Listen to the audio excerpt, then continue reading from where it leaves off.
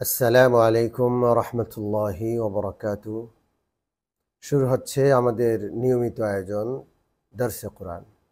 সুপ্রিয় দর্শক ও শ্রোতাবিন্দু, পবিত্র হজের সফর এবং তৎপরবর্তী দেশে বিশৃঙ্খল পরিস্থিতি এগুলোর কারণে দীর্ঘদিন যাবৎ আমাদের নিয়মিত দর্শে কোরআন বন্ধ ছিল। আমরা আল্লাহর উপর ভরসা করে আবার শুরু করছি। আপনাদের কাছে দোয়া চাই আল্লাহ তাআলা যেন নিয়মিতভাবে এই পবিত্র বরকতময় দর্শে কোরআনটি আপনাদের সামনে উপস্থাপন করার তৌফিক আমাদের দান করেন। সুপ্রিয় দর্শক ও শ্রোতাবৃন্দ, আমাদের নিয়মিত দর্শে কোরআনের আজকের এই পর্যায়ে পবিত্র সূরাতুল বাকারার 253 নম্বর আয়াতটি নিয়ে আমরা আলোচনা করব। এই পবিত্র আয়াতটি তৃতীয় পারার প্রথম আয়াত। ইতিপূর্বে মহান আল্লাহ রাব্বুল আলামিন বেশ কয়েকজন নবী বনি ইসরাইলের তাদের সম্পর্কে আলোচনা করেছেন। এই আলোচনার পর আল্লাহ তাআলা বলছেন, তিলকার রসুলু ফাদ্দালনা বা'দাহুম আলা বা'দ। এই যে রসুলগণ, অর্থাৎ যাদেরকে আমি মানব জাতির হেদায়েতের জন্য, ইসলাহের জন্য, পথ প্রদর্শনের জন্য পৃথিবীতে পাঠিয়েছি, এদের কতককে আমি কতকের উপর প্রাধান্য দিয়েছি, শ্রেষ্ঠত্ব দান করেছি। ফাদ্দালনা বা'দাহুম আলা বা'দ। সমস্ত রসুল আল্লাহ রসুল, কিন্তু মর্যাদার ক্ষেত্রে রসুলদের মধ্যে কিছুটা ভিন্নতা ছিল। কাউকে আল্লাহ তাআলা অপর কাউর উপরে প্রাধান্য দিয়েছেন। মিনহুম মান কাল্লামাল্লাহু ওয়া রাফা'a বা'দাহুম দারাজাত। তাদের মধ্য থেকে এমনও কিছু রসুল ছিলেন যাদের সাথে সরাসরি আল্লাহ তাআলা কথা বলেছেন, যেমন হযরত আদম আলাইহিসসালাতু ওয়াসসালামের সাথে কথা বলেছেন, হযরত মূসা আলাইহিসসালাতু ওয়াসসালামের সাথে আল্লাহ তাআলা কথা বলেছেন। ওয়া রাফা'a বা'দাহুম দারাজাত। আর কোন কোন রসুল এমন আছেন যাদেরকে আল্লাহ অনেক বেশি মর্যাদা দিয়েছেন, যেমন মুহাম্মদুর রাসূলুল্লাহ সাল্লাল্লাহু আলাইহি ওয়াসাল্লামকে আল্লাহ তাআলা অনেক মর্যাদা দিয়েছেন। তিনি গোটা বিশ্ববাসীর রসুল। কোন কোন রসুল ছিলেন যারা কোনো গোত্রের রসুল, কোনো গোত্রের নবী, কোনো পরিবারের নবী, কোনো এলাকার নবী, কিন্তু মুহাম্মদুর রাসূলুল্লাহ সাল্লাল্লাহু আলাইহি ওয়াসাল্লাম যিনি সারা বিশ্ব মানবতার নবী, এমনকি যারা তার পূর্বে এসেছিলেন তাদেরও তিনি নবী ছিলেন, এমনকি রসুলগণেরও নবী ছিলেন আল্লাহ রসুল সাল্লাল্লাহু আলাইহি ওয়াসাল্লাম। সামনে সূরাতু আলে ইমরান আসবে, সেখানে আমরা পড়ব যে আল্লাহ তাআলা সমস্ত রসুলদের কাছ থেকে শপথ নিয়েছিলেন আল্লাহ রসুলের নবুয়তের ব্যাপারে। যাই হোক, ওয়া আতাইনা ঈসা ইবনে মারইয়াম আল বাইয়িনাতি ওয়া আইয়াদনাহু বিরূহিল কুদুস। মহান আল্লাহ তাআলা বলছেন, আমি হযরত ঈসা আলাইহিস সালাতু ওয়াস সালামকে অসংখ্য নিদর্শনাবলী দিয়েছি এবং হযরত জিবরিল আলাইহিস সালাতু ওয়াস সালামের মাধ্যমে আমি তাকে সাহায্য করেছি। হযরত ঈসা আলাইহিস সালামকে কি কি নিদর্শনাবলী দিয়েছেন সূরাত আলে ইমরানে সেটা আসবে। আল্লাহ রাব্বুল আলামিন কুষ্ঠরোগীকে তিনি হাত বুলিয়ে দিলে আল্লাহ সুস্থতা দান করে দিতেন।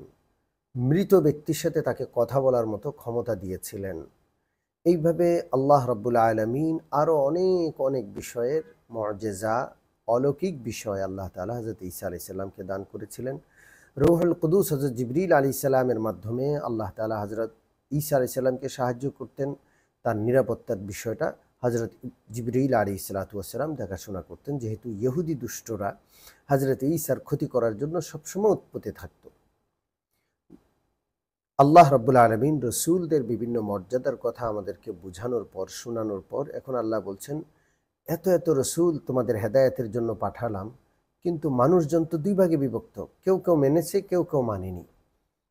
তো আল্লাহ বলছেন, ওয়ালাউ শাআল্লাহু মাকতাতালাল্লাযীনা মিন বাদিহিম মিন বাদি মা জাআতহুমুল বায়্যিনাত। আল্লাহ যদি চাইতেন তাহলে এই রসুলগণের পরের মানুষগুলো বায়্যিনাত, প্রমাণাদি, রসুলদের পক্ষ থেকে আসমানি নির্দেশনা আসার পর এরা তো হত্যাযজ্ঞ চালাইতো না, অর্থাৎ এরা একে অপরের সাথে লড়াই, ঝগড়া, মারামারি, হানাহানি, যুদ্ধ বিগ্রহে জড়িত হতো না যদি আল্লাহ চাইতেন। বায়্যিনাত, প্রমাণাদি এসে যাওয়ার পরেও মানুষ যুদ্ধে লিপ্ত হয়েছে, মানুষ দ্বিধা বিভক্ত হয়েছে। আল্লাহ যদি চাইতেন এটি হতো না। ওয়ালাকিন ইখতালাফু, কিন্তু তারা দ্বিধা বিভক্ত হয়েছে, তারা ইখতিলাফ করেছে, মতবিরোধ করেছে। ফামিনহুম মান আমানা ওয়া মিনহুম মান কাফার। এবং তাদের মধ্য থেকে একটি দল ঈমান এনেছে আর একটি দল কুফরি অবলম্বন করেছে। ওয়ালাউ শা আল্লাহু মা ক্বাতালু, আল্লাহ যদি চাইতেন সবাই একদল হয়ে যেত, কোনো মারামারি ঝগড়াঝাটি হতো না। ওয়ালাকিন্নাল্লাহ ইয়াফআলু মা ইউরিদ, কিন্তু আল্লাহ তাআলা যা ইচ্ছা তাই করেন। আল্লাহ চাচ্ছেন যে একটা পরীক্ষা নেবেন।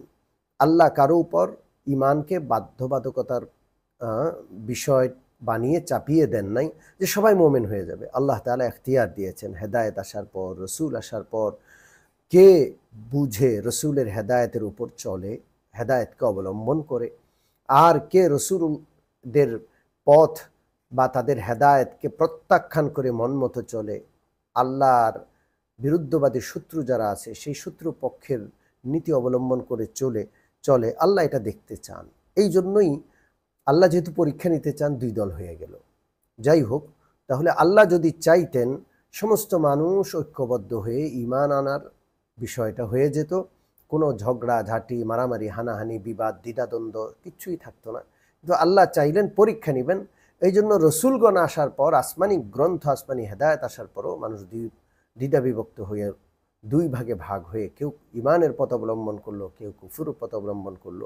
এটা মহান আল্লাহ তাআলার হিকমত। এবং আল্লাহ তাআলা যারা ঈমানদার তাদেরকে পুরস্কৃত করবেন, যারা কুফরি অবলম্বন করছে তাদেরকে আল্লাহ সাজার ব্যবস্থা করবেন, বিচার করবেন।